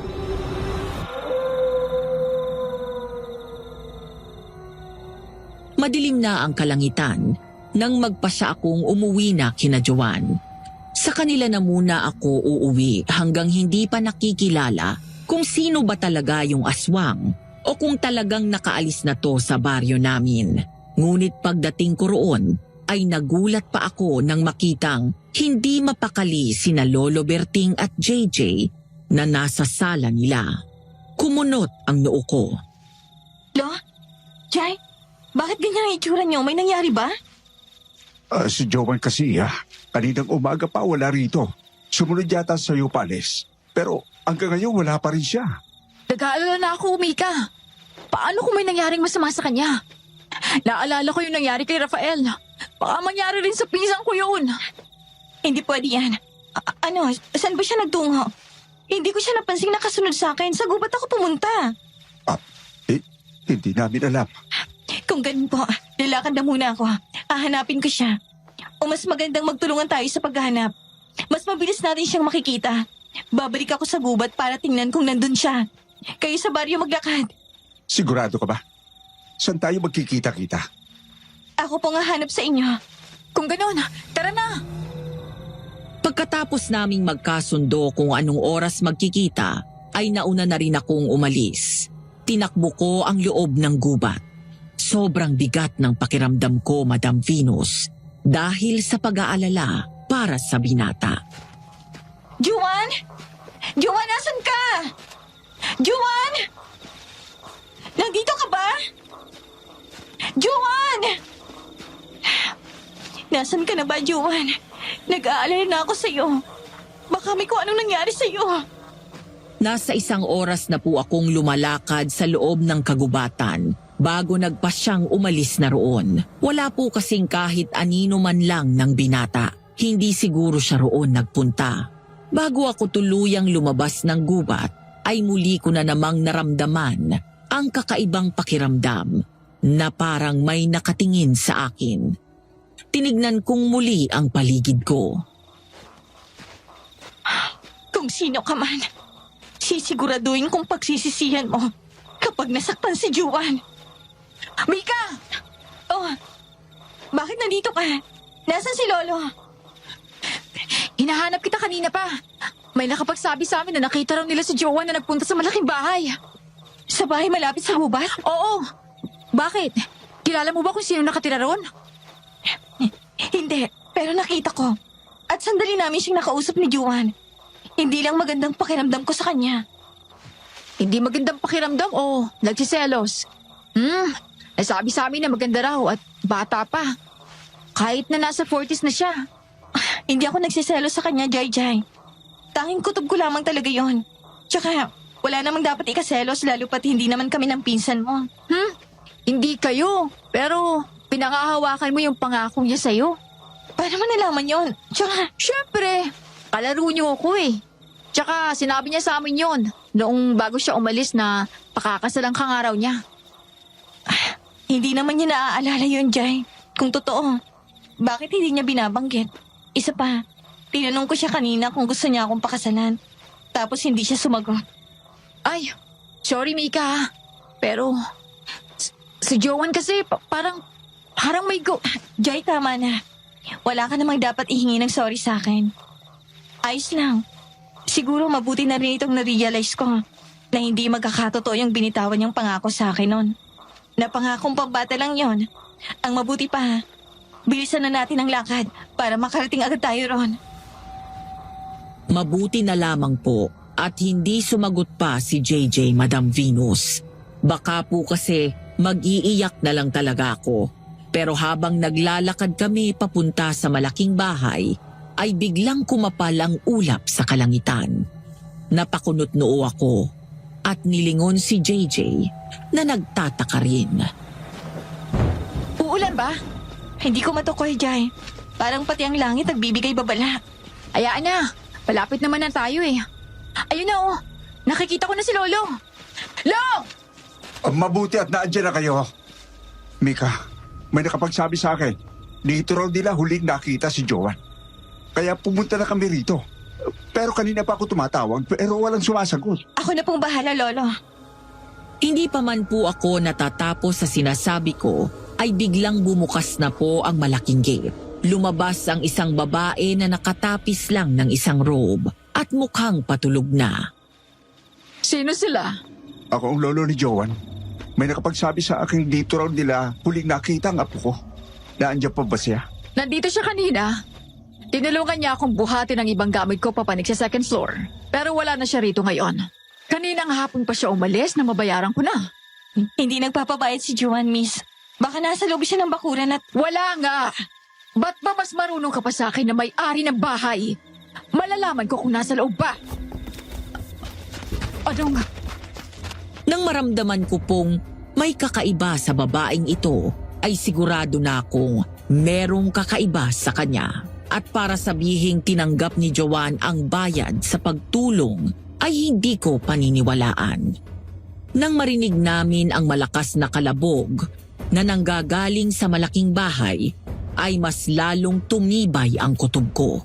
Walang paalam akong dumaan sa gilid nito at tinakbo papasok ang bahay. Narinig ko ang pagsigaw nila, ngunit hindi ako huminto. Hoy! Trespassing ka! Magpapatawag ako ng pulis! Bawal ang pumasok! Juan? Juan, nandyan ka ba? Juan? Pagpasok ko sa loob ng bahay, ay sinigaw ko agad ang pangalan ni Joan. Kasabay po noon ay ang mga impit na sigaw, galit sa isang kwarto. May bumagsak pa roon at pilit kinakalabog ang pinto. Lumapit ako sa pinto at binuksan yon. Napasigaw ako nang makita si Joan na pawis habang nakatali ang kamay at paa. Samantalang may nakatakip sa bibig nito para hindi makagawa ng ingay. Tinakbo ko ang pagitan namin at lumuhod sa harap niya. Inalis ko ang nasa bibig nito. Juan? Ayos ka lang ba? Anong masakit sa'yo? Aswang si Olivia, Mika. Siya ang aswang. Ano? Kaya ba manas agad ang amoy ko sa loob ng bahay niya? Kahit mukha itong malinis? Kasi... Nakita ko yung rep niya kanina. Puro lamang loob ng tao. Siya yung pumapatay, Mikaela. Kaya dapat umalis na tayo. Sa likod mo! Suminghap akong lumingon at nakita ko roon ang babaeng tinatawag na Olivia ni Joan. Napalunok ako habang inaalis ang tali sa kamay ni Joan. Hindi ko inalis ang tingin ko sa babae. Ikaw palang aswang. Ako nga. Ang tagal mong nalaman, Iha. Bakit mo to ginagawa sa amin? Bakit dito ka dumayo para pumatay? Maayos ang buhay namin dito. At ano? Itutulad mo ako sa'yo na hindi kumakain ng laman ng tao. Sa mahinang katulad mo. Hindi ako mahina. At hindi naman masama kung ayokong tumulad sa inyo. Kaya nakikiusap ako, Olivia. Umalis ka na. Huwag ka na lang pumatay. Tigilan mo na ang pambibiktima ng mga inosenteng tao. Nang matapos kong makalagan si Joan, ay tumayo ako at tinago siya sa likuran ko. Matapos yun, ay nakatingin lang ako kay Olivia na nakangisi sa akin. Pagkatapos ay kay Joan na naramdaman kong nasa likuran ko nang nakatayo. Ano naman ang magiging kapalit? Kung sakaling pumayag ako sa gusto mo, mamamatay ako sa gutom, Micaela. Kaya matindi ang hinihingi mong kapalit sa akin. Kaya dapat, malaki rin ang kabayaran. Kapayapaan, Olivia. Yun lang ang meron ako na maibibigay ko sa'yo. Dahil kung hindi ka titigil sa pagpatay, ay hindi rin ako titigil sa pakikipaglaban sa'yo. Nakakatawa ka, Micaela. Mas malakas ka sa kanila. Mas nakakaangat ka. Pero mas pinipili mong makibagay sa maihinang nilalang na yan. Ha! Sayang ang kapangyarihan na naipasa sa'yo. Hindi ko ginusto to. Kung magagawa ko lang alisin ang sumpang ito, matagal ko nang ginawa. Pero nandito na to, Olivia.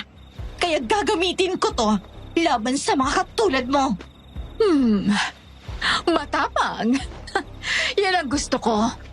Ngayon para huminto ako sa pagpatay sa kanila. Kulang ang sinasabi mong kapayapaan. Ang gusto ko ay siya. Tumaas ang kamay nito at tinuro ang likuran ko. Nanigas ang katawan ko sa gusto niyang sabihin. Mariin kong kinuyom ang kamao ko. Gusto ko siya, Micaela. Malaking hinihingi. Malaking kabayaran. Hindi siya as na pwedeng ipamigay kapag hiningi, Olivia. Tao siya. At hindi ako papayag na mapasayo siya. Kung ganon, nakapagpasya ka na. Tumakbo na lang muna tayo, Mikaela. Hindi mo pa kaya makipaglaban sa kanya. May sugat ka ba? Sasagutin ko sana si Joan, pero nagulat na po ako, Madam Venus, nang biglang magbagong anyo si Olivia. Napaatras kami ni Joan. Naging isang ganap na pong aswang si Olivia.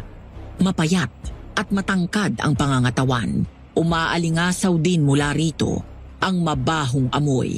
Ipinakita niya sa amin ang matatalim niyang kuko bago tumakbo at sumugod sa amin. Bago pa siya makalapit ay marahas kong tinulak palayo si Joan bago ako nagbagong anyo.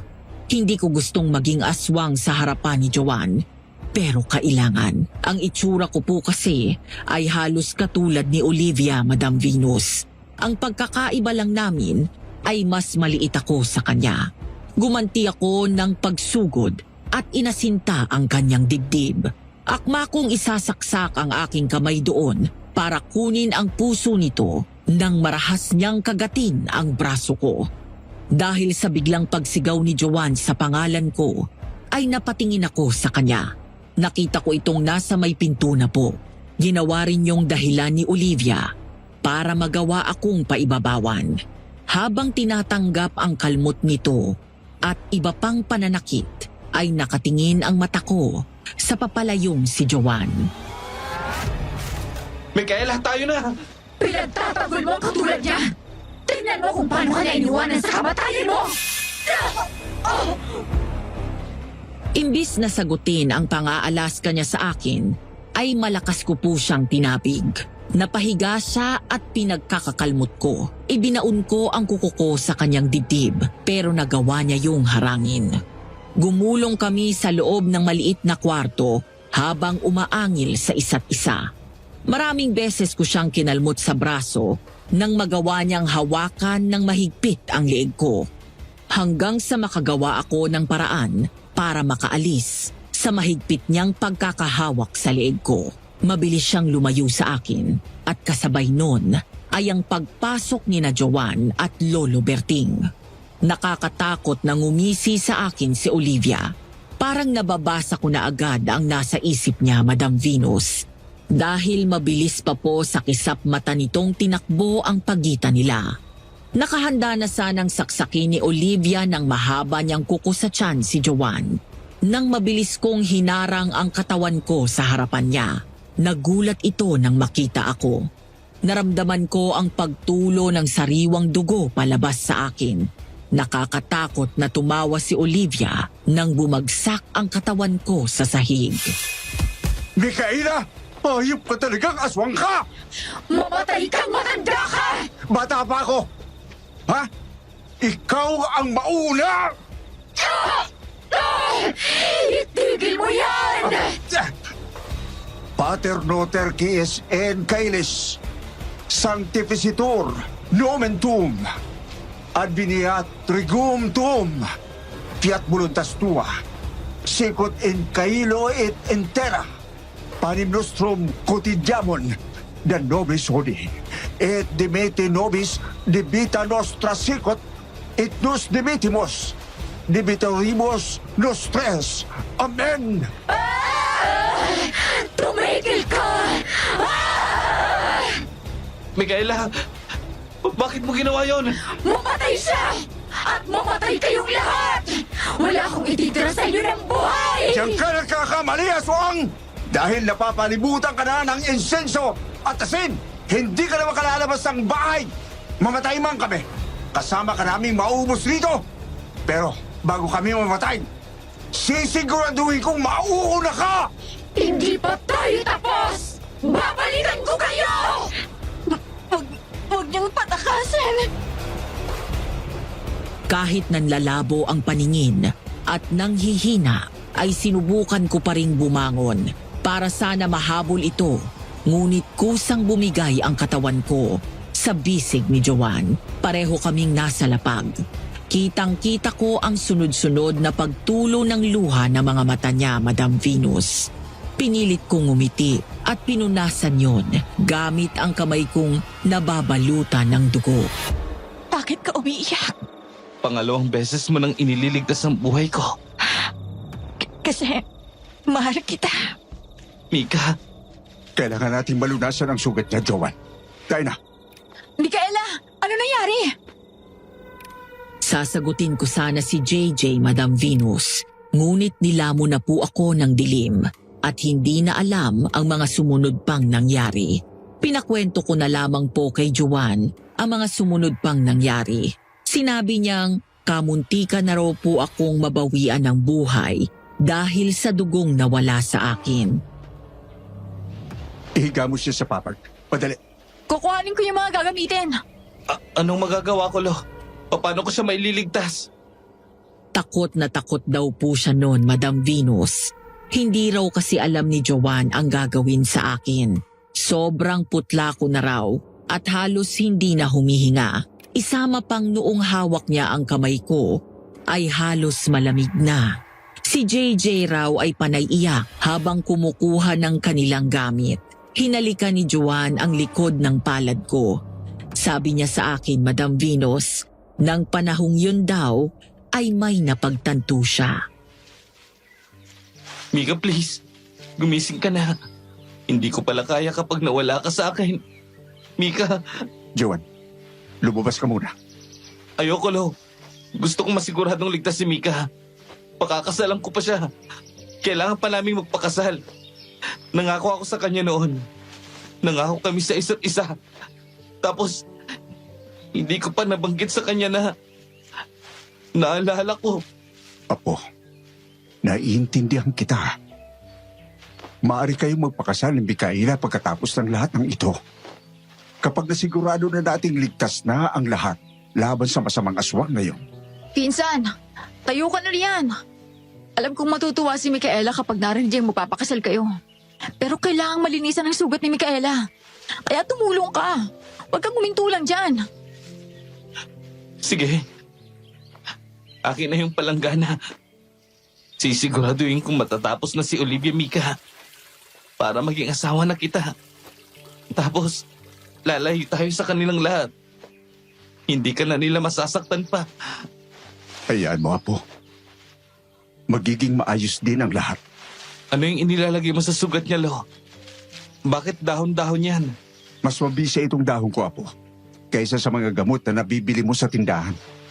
Kailangan to ni Mika para mabilis gumaling ang mga sugat niya. Napakalalim. Nabuksan na naman ang dati niyang sugat. Gaano siya katagal na mawawala ng malay, Lo?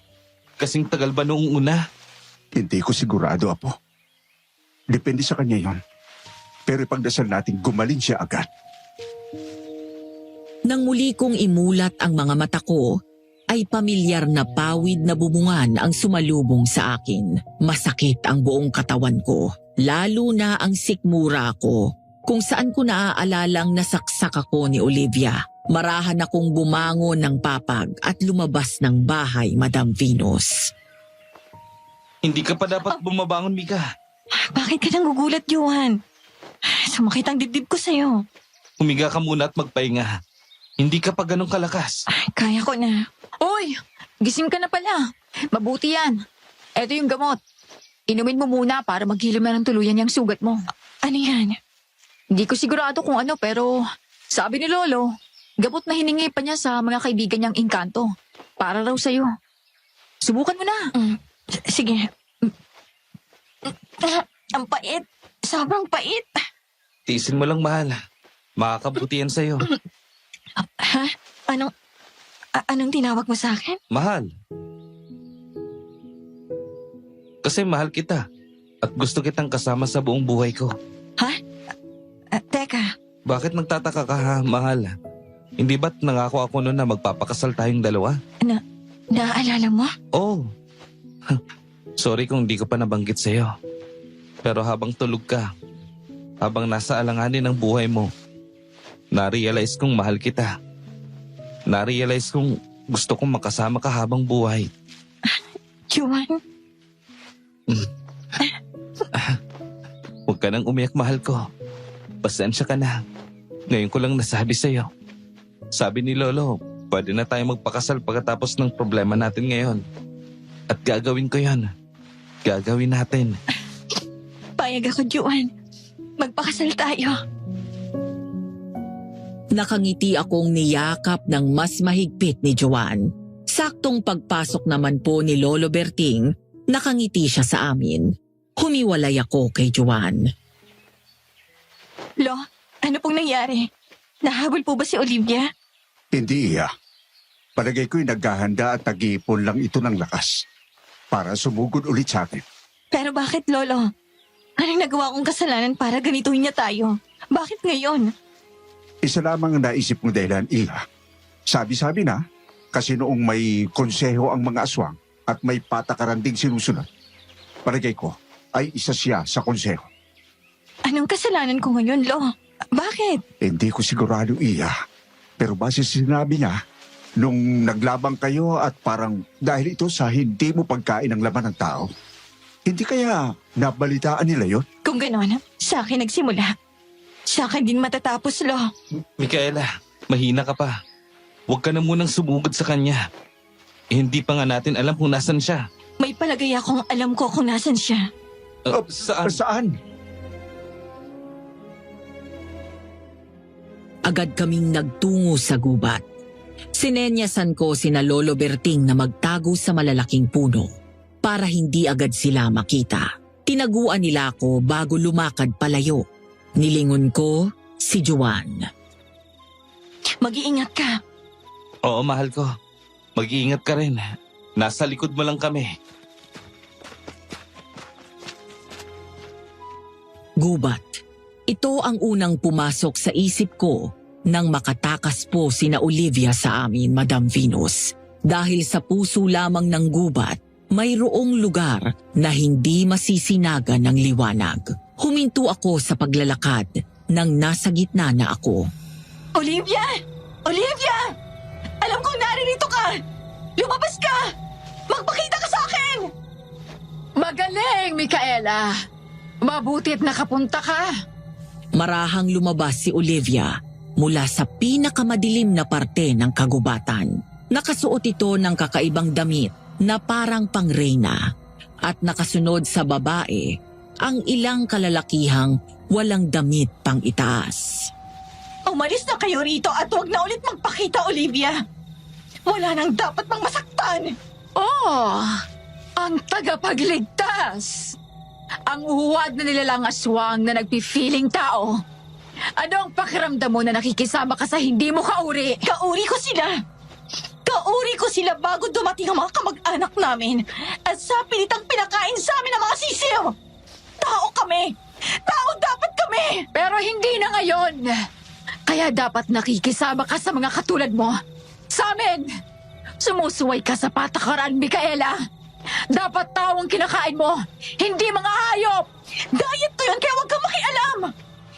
Hindi ako makikisapi sa samahan niyong puro nagbubulok ng kalooban. Kung ganon, wala na akong magagawa pa, kundi ang patayin ka at ang pamilya mo. Kasama ng albularyo na yon at ang mga apo niya. Hindi mo sila masasaktan. Nagbago po ako ng anyo, Madam Venus, at agad sumugod sa kanila. Gamit ang matatalim kong kuko, ay inuna ko ng gilitan ng leeg ang lalaking nasa kaliwa nito. Sa gulat nito, ay hindi na niya nagawa pang magbago ng anyo. Namatay na siya. Binalingan ko si Olivia. Naging isa na itong aswang at sumugod papalapit sa akin. Agad ko siyang pinaulanan ng kalmot, pero nahuli niya ang kamay ko. Hinila palapit sa kanya at nilapit ang mukha ko sa kanya. Nagkakakawag ako para makawala sa pagkakahawak niya. Mahinang nilalang! Hindi ka nababagay na mapabilang sa aming lahi! Matagal ko nang hindi gusto. Pero gagamitin ko to. Laban sa'yo! Ngayon na! Nang sabihin ko yon, ay lumabas sina Joanne, Lolo Berting at JJ sa pinagtataguan nila. Sumugod sina Lolo Berting at JJ sa iba pang aswang na kasama ni Olivia. Gamit ang buntot pagi at palaso, ay napatay nila ang mga ito sa pagsakal at pagtama sa puso. Tumakbo si Joanne sa gawin namin.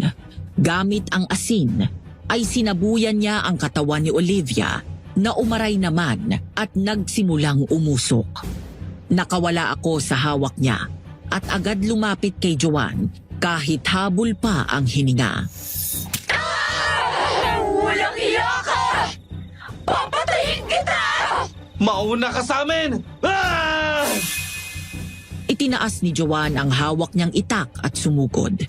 Nadaplisan naman ito ni Joanne sa braso bago malakas na sinagkik, kaya ito tumilapon sa gilid. Tumakbo ako at pinulot ang nalaglag na itak. Mahigpit ko itong hinawakan at tinutok sa kanya. Aswang! Aswang na may hawak na itak! Talagang mababang uri! Imbis na magpadala sa sinasabi niya, ay pumwesto ako sa kanyang likuran at sinugatan ang mga litig nito sa binti para mapaluhod. Nagawa niyang kalmutin ang tiyan ko, kaya napaigik ako. Pero bago ako lumayo, ay sinaksak ko muna ito sa tiyan. Umubo ito ng dugo.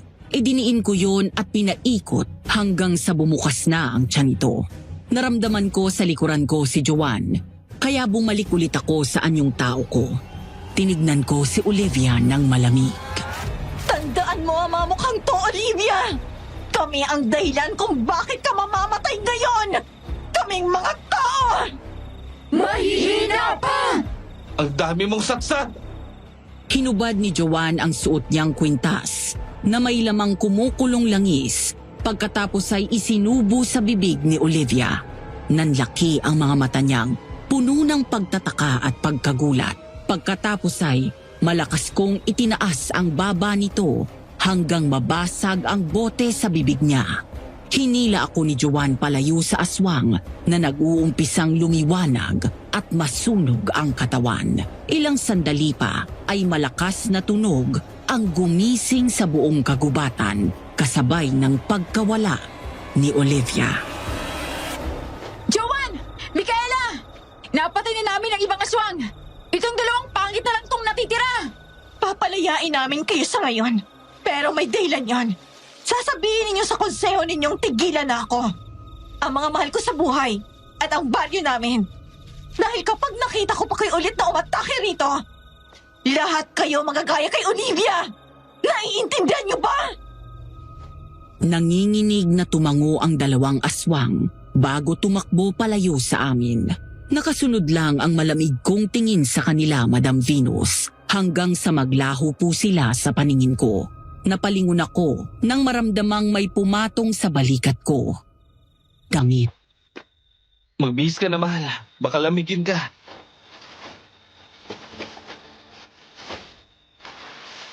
Tapos na, Juan. Lola, napatay na natin siya. Sa sobrang saya ko po, ay pagkasuot ko ng damit, ay lumapit ako kay Joanne at niyakap siya ng mahigpit na agad naman niyang ginantihan. Sumunod kong niyakap sina Lolo Berting at JJ. Kahit na mukha po kaming gusgusin ay ayos lang dahil habang nakatingin ako sa nililipad na abo ni Olivia ay kumakalma na ang puso ko. Ligtas na tayo.